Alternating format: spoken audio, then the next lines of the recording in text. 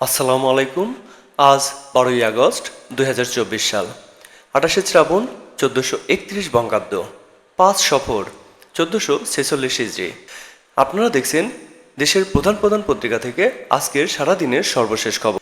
কর্মবিরতি প্রত্যাহারের ঘোষণা দিয়েছে আন্দোলনরত পুলিশ সদস্যরা। মন্ত্রণালয়ে স্বরাষ্ট্র উপদেষ্টা ব্রিগেডিয়ার অবসরপ্রাপ্ত এম সাখাওয়াত হোসেনের সঙ্গে এক বৈঠকের পর আন্দোলনকারী পুলিশ সদস্যদের সমন্বয়ক পরিদর্শক জাহিদুল ইসলাম ও কনস্টেবল সোহাইব হাসান এ ঘোষণা দেন। এই দুজন গণমাধ্যমকে বলেন, আমরা সরকারের কাছে যেসব দাবি জানিয়েছিলাম তার বেশিরভাগই মেনে নেওয়ার আশ্বাস দেওয়া হয়েছে, তাই আমরা কর্মবিরতি প্রত্যাহারের ঘোষণা দিচ্ছি। আশা করি সবাই সুন্দরভাবে নিজ নিজ দায়িত্বে ফিরবেন।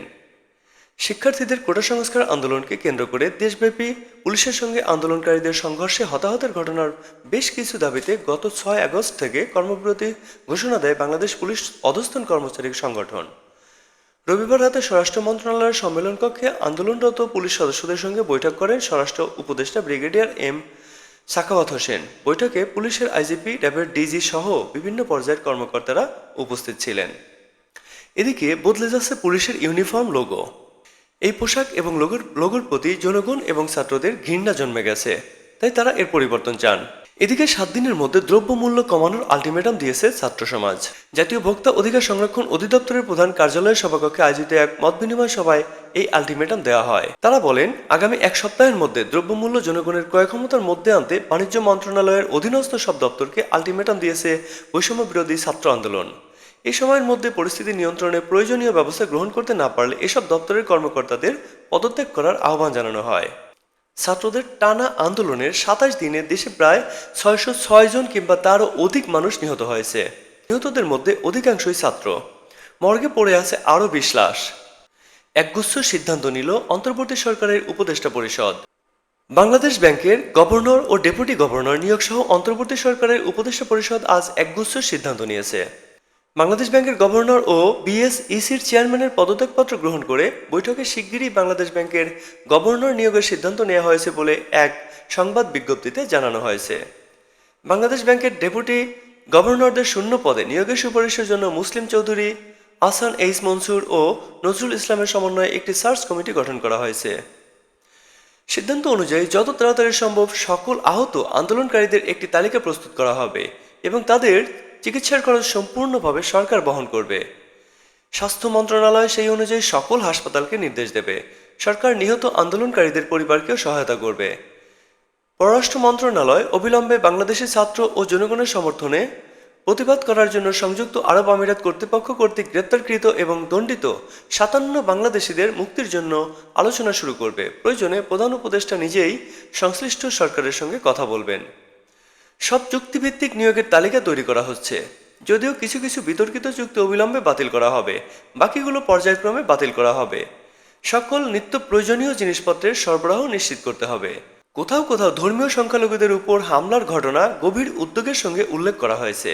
এ ধরনের জঘন্য হামলা সমাধানের উপায় খুঁজতে প্রধান উপদেষ্টা অবিলম্বে প্রতিনিধি সংস্থা এবং অন্যান্য সংশ্লিষ্ট গোষ্ঠীর সঙ্গে বসবেন।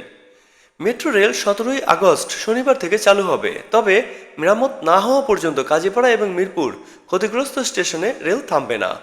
অর্থ আত্মসাৎ মামলায় ডক্টর ইউনূস সহ 14 জন খালাস। গ্রামীণ টেলিকমের শ্রমিক কর্মচারীর সংরক্ষিত ফান্ডের লভ্যাংশের 25 কোটি টাকা আত্মসাৎ এবং পাচারের অভিযোগে অন্তর্বর্তীকালীন সরকারের প্রধান উপদেষ্টা অধ্যাপক ডক্টর মোহাম্মদ ইউনূস সহ 14 জনকে খালাস দিয়েছে আদালত। রবিবার 11ই আগস্ট ঢাকার বিশেষ জজ আদালত 4 এর বিচারক রবিউল আলমের আদালতে দুদক এই মামলা প্রত্যাহারের আবেদন করেন। আদালত প্রত্যাহারের আবেদন মঞ্জুর করে তাদের মামলার দায় হতে খালাস দেন। খালাস পাওয়া অন্যান্যরা হলেন গ্রামীণ টেলিকমের ব্যবস্থাপনা পরিচালক মোহাম্মদ নাজমুল ইসলাম, পরিচালক ও সাবেক ব্যবস্থাপনা পরিচালক মোহাম্মদ আশরাফুল হাসান, পরিচালক পারভিন মাহমুদ, নাজনীন সুলতানা, মোহাম্মদ শাহজাহান, নূরজাহান বেগম ও পরিচালক এস.এম. হাজ্জাতুল ইসলাম লতিফি। এছাড়া অ্যাডভোকেট মোহাম্মদ ইউসুফ আলী, অ্যাডভোকেট জাফরুল হাসান শরীফ, গ্রামীণ টেলিকম শ্রমিক কর্মচারী ইউনিয়নের সভাপতি মোহাম্মদ কামরুজ্জামান, সাধারণ সম্পাদক ফিরোজ মাহমুদ হাসান ও প্রতিনিধি মোহাম্মদ মইনুল ইসলাম, সদর সম্পাদক কামরুল ইসলাম। 2023 সালের 30শে মে গ্রামীণ টেলিকমের শ্রমিক কর্মচারীদের কল্যাণ তহবিলের 25,26,06,780 টাকা আত্মসাতের অভিযোগে নোবেলজয়ী ডক্টর মোহাম্মদ ইউনূস সহ 13 জনের বিরুদ্ধে মামলা করে দুদক। সংস্থাটির উপপরিচালক গুলশান আনোয়ার প্রধান বাদী হয়ে মামলাটি করেন। 2024 সালের 1 ফেব্রুয়ারি ঢাকা মহানগর দায়রা জজ আদালতে ডক্টর মোহাম্মদ ইউনূস সহ 14 জনের বিরুদ্ধে চার্জশিট দাখিল করেন মামলার তদন্তকারী কর্মকর্তা দুদকের উপপরিচালক গুলশান আনোয়ার। দুদকের মামলার আসামি ছিলেন 13 জন। চার্জশিটে নতুন একজন আসামির নাম যুক্ত করা হয়েছে। তাদের বিরুদ্ধে 409, 420, 467, 468, 471, 109 ধারা এবং মানি লন্ডারিং প্রতিরোধ আইন 2012 এর 4-2 ও 4-3 ধারায় অভিযোগ আনা হয়েছে। গত 2 এপ্রিল ঢাকা মহানগর দায়রা জজ আদালতের বিচারক আস শামস জগলুল হোসেনের আদালত এই চার্জশিট গ্রহণ করে মামলার বিচারের জন্য ঢাকার বিশেষ জজ আদালত 4 এই বদলির আদেশ দেন। গত 12 জুন ঢাকার বিশেষ জজ আদালত 4 এর বিচারক সৈয়দ আরাফাত হোসেন আসামিদের অব্যাহতির আবেদন খারিজ করে তাদের অভিযোগ গঠন করেন। আগামী 5 সেপ্টেম্বর মামলাটি সাক্ষ্য গ্রহণের জন্য দিন ধার্য ছিল। প্রধান বিচারপতি হিসেবে শপথ দিলেন সৈয়দ রেফাত আহমেদ। বঙ্গভবনে দরবার হলে দেশের 25তম প্রধান বিচারপতি হিসেবে শপথ নেন সৈয়দ রেফাত আহমেদ। শপথ গ্রহণের অনুষ্ঠানে অন্তর্বর্তী সরকারের প্রধান উপদেষ্টা ডক্টর মোহাম্মদ ইউনূস উপস্থিত ছিলেন। আজ রবিবার 11 আগস্ট দুপুরে রাষ্ট্রপতি মোহাম্মদ শাহাবুদ্দিন তাকে এই পদে নিয়োগ দেন। এর আগে আইন মন্ত্রণালয় থেকে এ সংক্রান্ত প্রজ্ঞাপন জারি করা হয়েছে। প্রজ্ঞাপনে বলা হয়, সংবিধানের 95-1 অনুচ্ছেদে প্রদত্ত ক্ষমতা বলে রাষ্ট্রপতি হাইকোর্ট বিভাগের বিচারপতি সৈয়দ রেফাত আহমেদকে বাংলাদেশের প্রধান বিচারপতি নিয়োগ দিয়েছেন। গতকাল শনিবার প্রধান বিচারপতি ওবায়দুল হাসান বৈষম্য বিরোধী ছাত্র আন্দোলনের দাবির মুখে পদত্যাগ করেন আপিল বিভাগের আরও 5 বিচারপতি। সুপ্রিম কোর্টের বিচার কাজ সোমবার থেকে শুরু। সুপ্রিম কোর্টের হাইকোর্ট বিভাগের বিচার কাজ আগামীকাল সোমবার 12 আগস্ট থেকে সীমিত আকারে পরিচালনার জন্য 8টি বেঞ্চ গঠন করেছেন প্রধান বিচারপতি সৈয়দ রেফাত আহমেদ। রবিবার 11 আগস্ট সন্ধ্যায় সুপ্রিম কোর্টের ওয়েবসাইটে প্রধান বিচারপতির নির্দেশনা দেওয়ার নোটিশ প্রকাশ করা হয়েছে। নির্দেশনায় বলা হয়েছে, আমি এতদ্বারা নির্দেশ করছি যে আগামী 12 আগস্ট সকালে 10টা থেকে হাইকোর্ট বিভাগের বিচার কার্য সীমিত আকারে পরিচালনার জন্য নিম্নে উল্লেখিত বেঞ্চসমূহ গঠন করা হলো। এই বেঞ্চগুলোর মধ্যে 5টি দ্বৈত বেঞ্চ এবং 3টি একক বেঞ্চ। বেঞ্চগুলো হলো বিচারপতি শেখ হাসান আরিফ ও বিচারপতি মোহাম্মদ বজলুর রহমান, বিচারপতি মোহাম্মদ মুজিবুর রহমান মিয়া ও বিচারপতি মোহাম্মদ বশির উল্লাহ দেওয়ানি, বিচারপতি খিজির আহমেদ চৌধুরী কোম্পানি বেঞ্চ, বিচারপতি মোহাম্মদ ইকবাল কবির ও বিচারপতি মোহাম্মদ রিয়াজ উদ্দিন খান রিট, বিচারপতি মোহাম্মদ কামরুল হোসেন মোল্লা দেওয়ানি ও ফৌজদারি, বিচারপতি এস.এম. কুদ্দুজ্জামান ও বিচারপতি এ.কে.এম. রবিউল হাসান ফৌজদারি, বিচারপতি মোহাম্মদ আতোয়ার রহমান ও বিচারপতি মোহাম্মদ আলী রেজা এবং বিচারপতি বিশ্বজিৎ দেবনাথ। শেখ হাসিনা পুত্র সজীব ওয়াজেদ জয় তিনি বলেছেন, দ্রুত নির্বাচন না হলে দেশে বিশৃঙ্খলা দেখা দিতে পারে। বাংলাদেশে দ্রুত নির্বাচন না দিলে বিশৃঙ্খল পরিস্থিতি সৃষ্টির আশঙ্কা করেছেন সজীব ওয়াজেদ জয়। অন্তর্বর্তী সরকার বিশৃঙ্খল জনতার শাসনকে সুযোগ দিচ্ছে বলে অভিযোগ করেছেন তিনি। বিএনপির সঙ্গে কাজ করার আগ্রহ প্রকাশ করেছেন সজীব ওয়াজেদ। শেখ হাসিনার জীবন রক্ষা করায় ভারতকে ধন্যবাদ জানিয়েছেন তিনি। আন্তর্জাতিক বার্তা সংস্থা এএফপির দেওয়া সাক্ষাৎকারে সজীব ওয়াজেদ জয় একথা বলেন। রোববার ওই সাক্ষাৎকার প্রকাশ করা হয়। অন্তর্বর্তী সরকার সম্পূর্ণ ক্ষমতাহীন উল্লেখ করে সজীব ওয়াজেদ জয় বলেন, বর্তমানে বাংলাদেশে বিশৃঙ্খল জনতার শাসন চলছে।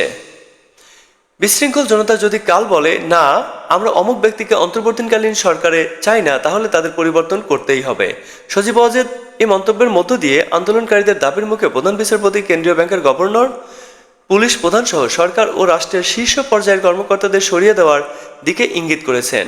নির্বাচন বিলম্বিত করলে ঝুঁকি তৈরি হবে বলে সতর্ক করেন সজীব ওয়াজেদ। নির্বাচন প্রসঙ্গে তিনি বলেন, নির্বাচন দেওয়াটা তাদের জন্য সবচেয়ে বেশি মঙ্গলজনক। জনগণের কাছে বৈধতা আছে এমন একটি বৈধ সরকার ও সত্যিকারের কর্তৃপক্ষের হাতে ফেরাটা অন্তর্বর্তীকালীন সরকারের জন্য মঙ্গলজনক। তিনি বলেন, এটা দ্রুত নির্বাচন না হলে সম্পূর্ণ বিশৃঙ্খল পরিস্থিতির সৃষ্টি হবে।